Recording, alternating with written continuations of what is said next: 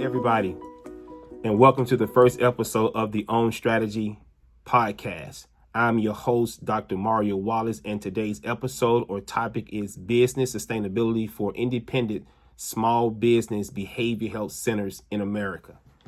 Before we get started, make sure you subscribe to my podcast by clicking on the link below and turning on your notifications so that you can receive each new episode as I upload them.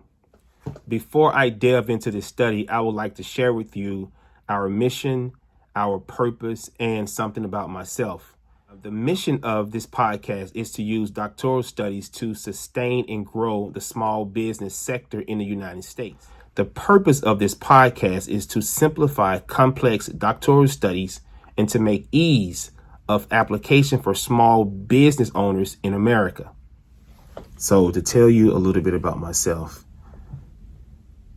for over a decade, I've worked in healthcare as a process improvement analyst, an instructional designer, an organizational development consultant, and a business strategist. In 2019, I attained my doctoral degree from Walden University in business administration leadership. The title of my doctoral study was leveraging internal resources for business sustainability in independent quick service restaurants. And what all that means is that I looked at the successes of independent quick service restaurants to determine the strategies they use to, the owners use to sustain in business beyond 5 years. And let me clarify what is an independent quick service restaurant. It's actually a mom and pop restaurant that is not a part of a franchise or a chain, although the owner may own multiple units or multiple restaurants. The method of my research was qualitative, which is mainly exploratory. A qualitative researcher seeks to explore reasoning to gain an understanding of a situation, such as the motivations behind leaders, the motivations behind people, the strategies of an organization, the behaviors of leaders, behaviors of communities, the behaviors of cultures.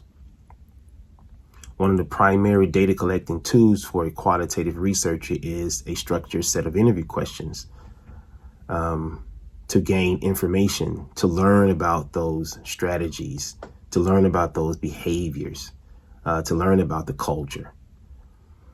My research design was a case study, an actual multiple case studies in which I looked at the strategies of multiple independent quick service restaurant owners. A case study looks at or explores a contemporary setting in real time. Basically looks at it as the business is progressing. It's not a static, it's a progressive state to gauge and gather information. In my research, I actually conducted multiple interviews with owners of those independent quick service restaurants using a recording device to record the interviews. And then I took the audio and transcribed them to text, and I analyzed the text to identify patterns or emergent themes that actually pointed towards the successes of these independent quick service restaurant owners. So before I move on with this study, I must first clarify the term doctoral study before the term begin to draw confusion throughout the podcast. And in order to explain or clarify the term, I must explain what the term is not. So a doctoral study is not a dissertation. Again, it is not a dissertation. A dissertation seeks to add new knowledge and new information to academic literature for scholars. Again, it seeks to add new knowledge and information to academic literature in the form of theoretical constructs or frameworks such as blue ocean strategies, platform strategies, the balanced scorecard, dynamic capabilities. A doctoral study seeks to use existing theory to extend or find immediate solutions to real world settings, real business solution, real business problems. Thus, this podcast only looks at doctoral studies that can provide solutions to immediate real world problems that small business owners need to sustain and grow their business. So what is the business case for this topic? And in order for me to explain the business case, I've conducted some research myself, or I looked at some data from Johns Hopkins Medicine in order to explain to you the critical need and for the survival of the small business behavioral health centers in America today. So before I delve into the data, I would like to share with you two definitions, and one is behavioral health and the other is mental illness. Behavioral health means the promotion of mental health, resiliency, and well-being, the treatment of mental and substance use disorder. The definition for mental illness is any broad range of medical conditions such as major depression, schizophrenia, obsessive compulsive disorder, or panic disorder that are marked primarily by sufficient disorganization of personality, mind, or emotions to impair normal psychological functioning. So in order for me to share the data with you, I would like to read it to make sure that I'm communicating the exact information that I'm looking at myself. So let's get started. Mental health disorders account for several of the top causes of disabilities in established markets. An estimated 26% of Americans ages 18 and older, and that's about one in four adults, suffers from diagnosable mental health disorders each year.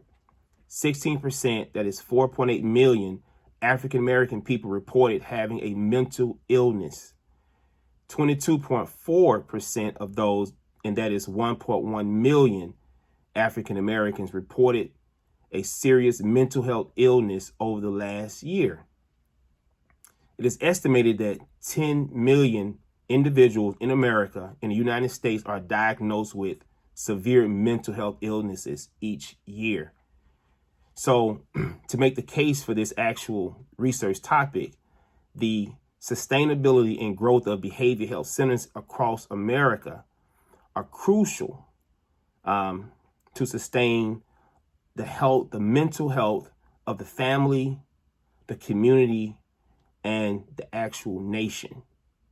So the title for this doctoral study is Strategies for Business Survival for Longer than 5 Years, with an emphasis on independent small business behavioral health centers in America.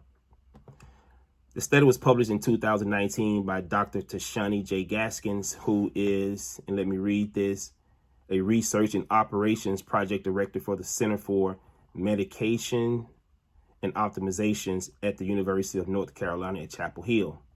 Her professional interests include improving healthcare and increasing access to healthcare for the underserved population. The term that I keep using is small business in relations to behavioral health centers in America. And let me explain what a small business is according to the Small Business Association.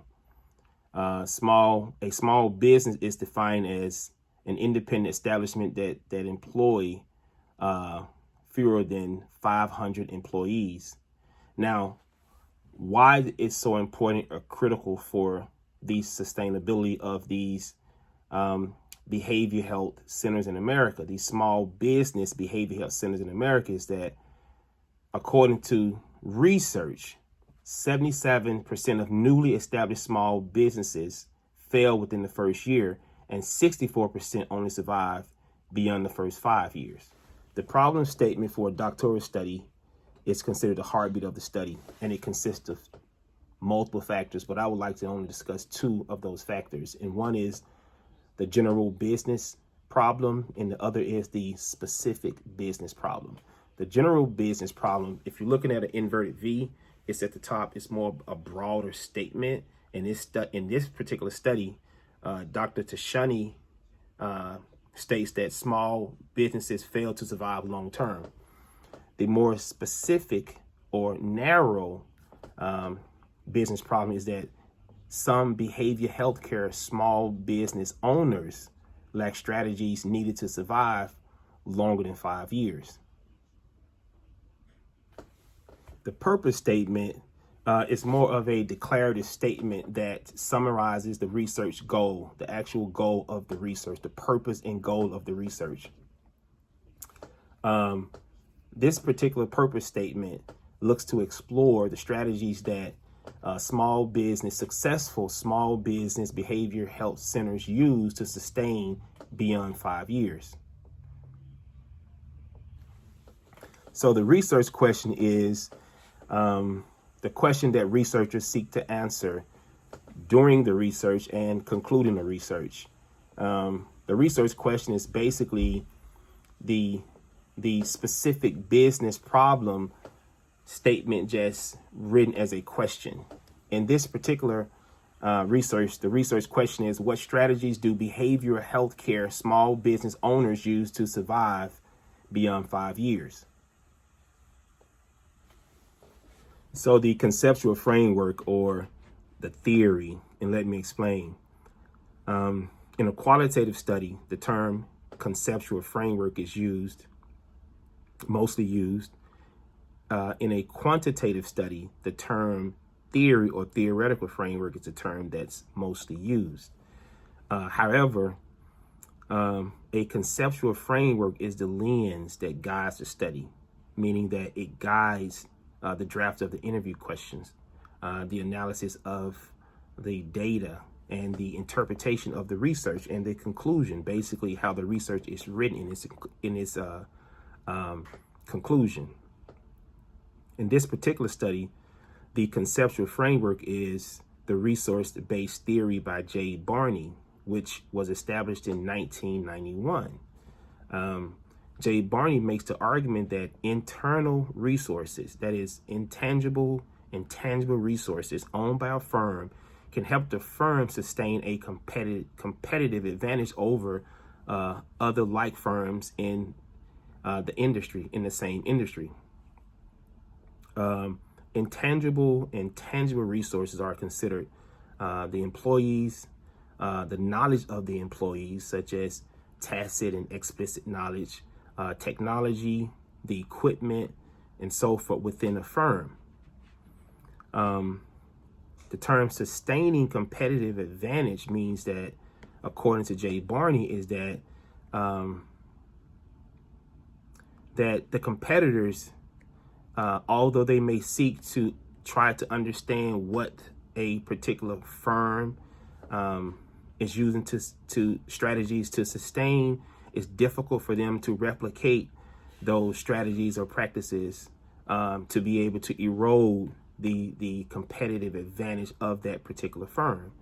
The term competitive advantage looks at over a period of time. It's not about another firm being able to replicate or erode the competitive advantage of the firm, but can a company sustain over a period of time? So the term competitive advantage looks at a period of time, months, and years that a firm has the competitive leverage in the industry, and a sustaining competitive advantage don't looks at periods of time, but only looks at how a firm can leverage a sustaining competitive advantage without another firm being able to replicate or pry into those strategies to use them themselves to sustain a competitive advantage or to erode the competitive advantage of a particular firm. So the implication for social change or social responsibility is an element in all doctoral studies. It's an element that researchers must find an answer to. Not only should they seek to find solutions or real world solutions to help small businesses or the business sector grow, sustain and grow, but also how will their research impact social change, local communities? How will their research give back to local communities and communities across America? In this research particularly, the researcher seeks to increase the competencies of the owner of independent small behavior health centers across America, and also increase their profitability. At the same time, seeks to help sustain employment in the local communities, to grow employment in the local community, and to give employees a better way of life in those local communities. The research findings, or the elements that the research identified with, that points toward how the participants in the research managed to sustain over long periods of time, is gathered uniquely. So when you think of a qualitative research study, the researcher, or the base way to collect data, is through interviews. So if the researcher used an audio recording and a set of questions to interview 15, 20, 30 participants, that information is recorded and transcribed into legible, into documents that are legible, so that the researcher can analyze that information, looking for patterns within the data. So as the researcher looks in the data and start to identify patterns, those patterns will be grouped into what we call themes. And by the conclusion of looking at all the data over a period of time, those themes are even subgrouped into what we call emergent themes. And in this particular study, the research identified with 5 emergent themes and up to 124 references, or within those 5 themes, they were repeated up to 100. Collectively, they were repeated up to 124 times. So the researcher identified with 5 emergent themes in his research, and let me explain each one of them to you. So the first one is strategic business planning and financial planning. The second one is risk management and cost control. The third one is networking and relationship building. The fourth one is innovation and niche marketing. And the fifth one is environmental scanning. Let me define these according to the researcher. Strategic business planning and financial planning is defined as combining business goals with actionable steps to achieve a desired outcome over a specific period of the strategy. Also, when the owners can be aware of the strategies that leads to and maintain financial outcomes, it's considered having a sustained financial planning. Number 2, risk management. Being able to manage risk or mitigate risk within a strategy, within the plan over a period of time. Being on the offense instead of the defense. Basically, being able to identify within a strategic plan, where is the risk and how do we mitigate the risk, meaning creating mitigating strategies or contingency strategies to ensure that the risk doesn't emerge itself as a strategy continues to go or progress into the future. Networking and relationship building. This one is facilitating new opportunities through referrals. So basically, how do we build a network of partners based on how they connect with our strategic plan, but also how do we sustain and grow relationship over a period of time? As the strategy progresses, how do we nurture those relationships over the time of the strategy? The fourth is innovation and niche marketing, meaning how do we look within the market and identify ways, niche ideas within the market that can give you a sustained competitive advantage, a niche idea that no one else is doing, only you or less than 3 people are doing. And then how do we continue to innovate? How do we continue to reset ourselves and create innovative concepts that are unique to our business model that sustain and grow our business? And lastly, environmental scan. How do we look at the market? How do we look at an environment within our own business industry and across business industries to identify elements that are critical to the growth and sustainability of our business, and be able to either mitigate those elements or factors within the market, or to pull those factors into our business and to capitalize off those factors by restructuring our business model to fit, to align with those factors to sustain and grow our business. What's up, what's up, what's up? It's your boy, Adam, and that is spelled ADEM with all caps. I'm your boy, Dr. Mario Wallace's alter ego, and I'm here to help you apply Dr. Tashani's research to your business. This section is called Applications to Professional Practices, and it will be fast, choppy, but most importantly on point. So let's get it. So before we get started, I want you to look at a model that I created called the Sequenced Emergent Themes model. This model actually organized in a sequential order the elements that comes from Dr. Tashani's research to help you apply to your business. In any qualitative research study, the researcher actually identify emergent themes from all the data, but not to actually apply it into some type of sequential order as a report, but just to report out the findings of the research. But what I've done, I've organized it to create synergy. And what does that mean? To get so that all the elements, emergent themes, can work collectively together to give you a better outcome. So basically, I structured it from 1 to 5 to show you which one to apply first, second, third, fourth, and fifth. Okay, let me adjust these right quick.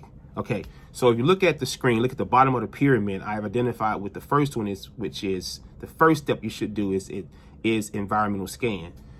You first have to understand the opportunities and threats within your environment before you can do anything else, or before you can apply any of these other elements.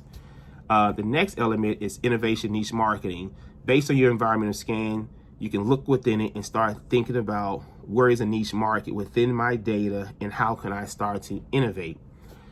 Thirdly, you need to look at networking and relationship building. So now, since I know what my niche market is and how I plan to innovate, so who should I partner with? Who should I network with, right? And based on those networks, the people you begin to network with, the next thing is how do I build those relationships to sustain over the life cycle of my strategy? Fourthly, we have to think about the strategic planning, financial planning. So after I've identified who should I network with and who are my partners, I need to start thinking about how do I build those objectives, those strategic measures, those targets, and those initiatives so that I can sustain my strategy long term. And fifth, we need to consider risk management and cost control. So now that I have my strategic plan, I have to look at my plan and look at the objectives and the initiatives and determine where does risk lie in the plan, right? So how do I identify that risk?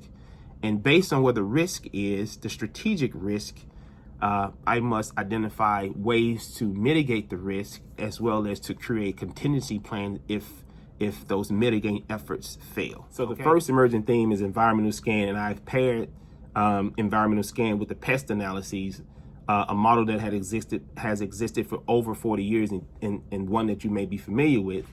But it consists of 4 factors, and that is the political, the economical, the societal, and the technological. And when analyzing the market, you should analyze it through the lens of these 4 factors. Okay, so when you think of the political environment, you think of the highest form of government. So what has executive administration, what new policies or bills that have been implemented that impacts your business? Also, you think of the Centers for Medicare and Medicaid, what new things that have come through the pipe that can directly impact your business. And one in particular is Medicare Advantage Part D, which actually gives funding and supports digital health for seniors. So that's something you need to consider. Also, when it comes to the economical environment, we have to think about what is the payment model, because we need to figure out what's driving the revenue in our industry. So one is the fee for service and the other is value-based care. Fee for service has existed for a long time, and it's based on more quantity over quality. The value-based care model is based on more quality over quantity. So, and if we're going toward a value-based care model, we need to consider affordable care organization. How do we partner with these affordable care organizations or ACOs to leverage our business? And if we are considering value-based care in ACOs, we also need to consider referrals for PCPs or primary care physician. How do we leverage our referral? How do we build a more robust referral system? Should we work with local PCPs? Should we work with critical access hospital? Should we work with academic medical institution? How should we do that? When it comes to societal, we have to think about population shrinkage. Is our population shrinking? Is our population growing? Have new people migrated to our population? Is there an inward or outward migration? Have the population aged? Within the next 2 years, will 20 or 30% of the population be seniors? Do we have an underserved population that we can focus on? Those are things we need to consider when it comes to societal. Technological, we need to consider things like shared services of EMR systems, so electronic medical record system. So is our EMR integrated into other PCP systems across the region, across the state? How does that look like? Or should there be some type of integration so that we can see the full cycle of care when it comes to a patient? Have we considered e-therapy, community therapy? Have we considered digital health? What about devices that we can wear that directly impacts, that can help us to monitor mental illness in our population? Or have we identified in what are those apps? What do those apps look like? Have we considered that, or different type of applications? So this is a model that you can directly use to help you look at the environment, to start thinking about where is a niche market, and how do we innovate that niche market that leads to some type of strategic plan. So the second emerging theme is innovation in niche marketing. And to help you apply this to your business, I have adapted a model from Dr. Clayton Christensen's book, The Innovator's DNA, which identified with 4 emerging themes that he called discovery skills. And those are questioning, observing, networking, and lastly, experimenting. Okay? So this model is used after an environmental scan according to the sequence order of emerging themes. Okay? This is the second, right? The second of 5. The second is innovation in niche marketing. So you look at the data from the environmental scan and you try to pull it apart to identify where is a niche market in this data, and how can it lead to some type of innovation. So let me walk you through an example. So we're looking at experimenting, and let me explain this concept in relation to doctoral study or true research experimenting. So this type of experimenting is just looking at things, observing data and learning from the data, right? Gaining some type of iterative knowledge by constantly looking at data.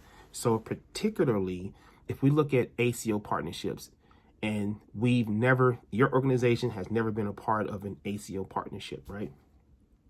So you have post data when you were not a part of an ACO partnership, and you have existing data, current present data, now that you're a part of it.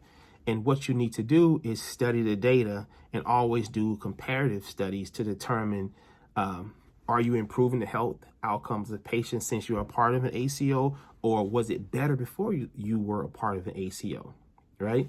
The next thing is to ask yourself, what is the real purpose? How could this really help us? So one thing that we need to consider, it provides a structure of managed care and coordinated care across providers, right? The ACO will provide you with coordinated care across providers. But now, since you have that understanding and you know what in the real purpose and how you can use it, the question is, what can you do to innovate what you're doing to provide a higher quality of care? So, and that question that you need to ask yourself is, what if and how might, okay? So how might you identify with some type of dashboard that's layered on top of EMR systems that you color code according to risk, which is high, which is red, medium risk, which is yellow, and green, which is, safe. Okay. So if you think of your patients that are being plugged into an EMR system, you have this dashboard that all providers have that's a part of the ACO, where you can see real-time information that's happening across those particular ACO partnerships. Then you can actually work collectively together to talk about the risk that you're seeing with this particular patient in regards to the value that you're delivering, right? You can have those conversations with your partners, your physician partner group, about those things according to your dashboard. But your dashboard is a leading indicator where you can make shifts and changes along the way. But as long as you can see the things that's happening consistently across, then you have the ability to make those changes to always better manage the care of your patient across that continuity of care, okay, using some type of dashboard. And that's just a concept that I'm just talking about just for a general conversation to help you understand how to use this particular model. So the third emerging theme is networking and relationship building. And I created a model specifically for this one, okay, to help apply to your business practice, to make it easier to apply. And this model consists of 4 elements. One is objective, one is identifying who the partner is or key personnel. The other is who can influence the partner or the key personnel. And lastly, what is the outcome of having this type of relationship, okay? Okay, so if we think of an objective, and just think about it, after you've done an environmental scan and you've identified with a niche market, you don't fully have a goal or an objective fully formulated, but you have an idea. So you need to start trying to consider, who should I work with to actually help to fully engage this particular idea.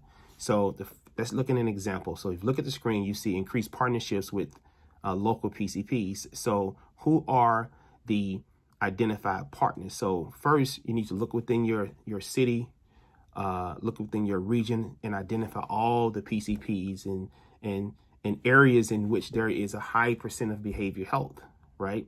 And you start to identify who they are, okay? And once you create a list and you identify who they are, you start asking yourself, who can influence them? So if they begin to resist over time, over the cycle of the strategy, to actually cooperate and work with you in a collaborative effort, you need to have somebody who can influence their decisions and their opinion to get them back on the same page in which you're on. And lastly, you have to think of, well, what is the outcome? So the outcome is a gauge that you're trying to measure. So as you're trucking along with this particular goal or this particular objective, and you're trying to manage your relationships, you need to really consider what is the expected outcome, because that's when you can determine if the relationship is not trending in the right direction and you're not getting the right outcomes from the relationship. You can start to lean on those influencers to help pull you across, right? To help get you across the finish line. Here's another example when it comes to internal. So that was for external. We could come to internal key personnel. One thing we have to consider is how do we develop the skills in order for our key personnel to manage relationship with our external partners, okay? So one thing we have to think about is executive leadership, right? We think of the different sectors of an organization, then mid-level leadership and staffing, right? So if we're talking about mid-level leadership, influencers would be executive. And when we thinking about frontline staffing, the influencers would be the mid-level leadership. So we need to identify who they are in relations to the people who we're working with to help build those skills as for relationship building. So over time, the expected outcome is leaders having emotional intelligence, have the effective communication skills to be able to consistently manage those relationships over the period of the strategic plan. So the fourth emerging theme is strategic planning, and financial planning. And I've paired this thing with the Adams Strategy Management Model, which I was named after. Okay, this model was designed by Dr. Mario Wallace. Okay, let's get that clear. This model consists of 4 phases, which are analyze, develop, execute, and manage. And when you think of the strategy management process, you must go through all 4 phases to have a sustaining and successful strategy. Okay, one thing that I found out in research is that leaders are great at analyzing and developing plans, but they're poor at executing and managing the plan. So thus, this model was created. So when you think of analyze, we have to think of analyzing the environment, looking at niche innovation and niche marketing. How do we do that? And network and relationship building. But once we identify all that information, all that data, we have to share it with executive leadership through interviews. We have to share it with mid-level leadership through focus groups. We also have to share it with the frontline staff through town halls. By sharing this data, we prevent people within the organization from resisting the implementation of the plan. And if we don't share this data with them as we begin to implement the plan, you will start to see higher rates of resistance, which will cause the plan to eventually fail. So after we've done the analyze phase, we go into the development phase. Now we take this data, we create a vision, we go to a retreat, we create goals and objectives, measures and targets and initiatives. So the initiative is where the financial planning comes into place. We have to identify the initiative that we will finance. Basically, not all initiatives are strategic initiatives that move the plan forward. Some initiatives are things that we should just do, but the strategic initiative, we have to put a budget behind them to make sure that we actually execute those initiatives for the financial perspective, okay? As we execute, we have to figure out how do we align the strategic plan to the staffing in the organization or to the units within the organization. We also have to train up managers on resistant management because although we included all the layers of the organization in the development of the plan, there still will be some type of resistance. So we have to train on resistant management. And lastly, we have to create a communication plan.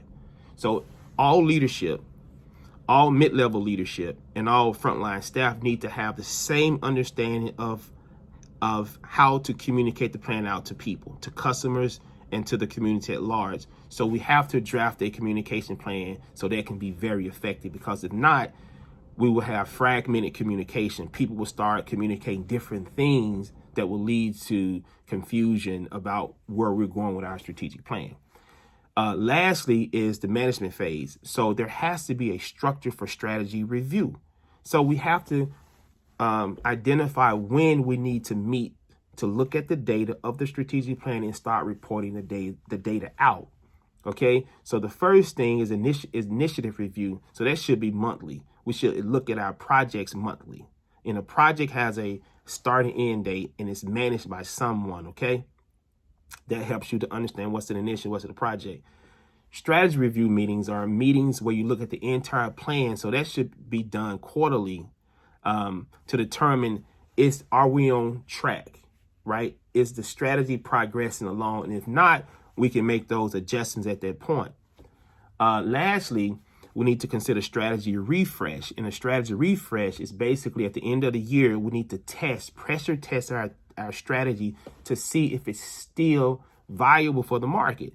If the market has shifted in various ways and we're still trugging along with a plan that's outdated, then what's the benefit of the strategy? What's the benefit of the organization? What's the benefit of how is it benefiting the patients? Okay. So at the end of the year, you must establish a strategy refresh meeting and make changes to the strategy accordingly so that we go into the next year with a new approach, a new vision that directly was influenced by the market or is leading the market. So do we want to be leaders of the market? So those are the things we need to consider. And the Adams Strategy Management Model will get you there. So focus on this model. And so the 5th emerging theme is risk management and cost control. And I designed a model specifically for this one. It consists of 5 elements, which are objective and initiatives, risk events, the ranking of the risk events, actions, and mitigation or contingency plan. So if we start with an objective, so you have to first look at your strategic plan and identify each objective and rank them according to risk. So if we think of an example of an objective is transitioning from fee-for-service to value-based care, and currently our service model is 80% fee-for-service and 20% value-based care. And over a 3-year period, we plan to increase to 50% value-based care. The first thing we need to consider is training and education. So where are our providers when it comes to their knowledge about value-based care, full cycle of care, increasing value for patients, and being competitive in this space? Okay. We may rank it from 1 to 5 at a 5 as the 5th, as the highest, because it's something new. And training, we have to continue to train and test and train to make sure that we get our physicians there. So let's rank it at a 5. The action is the action strategy is training and education over time. And if that doesn't work, because that's the first action, that's the first mitigating strategy. If that doesn't work, we need to consider a contingency plan. And a contingency plan could be to recruit physicians from other organizations, hospital, academic, medical institutions that already understand value-based care. So that's the 5th. So we have to make sure that we have securities within our strategies that can mitigate the risk within our strategic plan. And this is just one example of multiple. And if you look at the screen, you can see where I've identified multiple objectives. So until next time, thank you for watching this podcast. Make sure you leave a comment and give us a thumbs up. The next episode is strategies business managers use to improve performances. And until next time, let research be your guide. Let models initiate your steps, and let strategies be your destination. Peace out.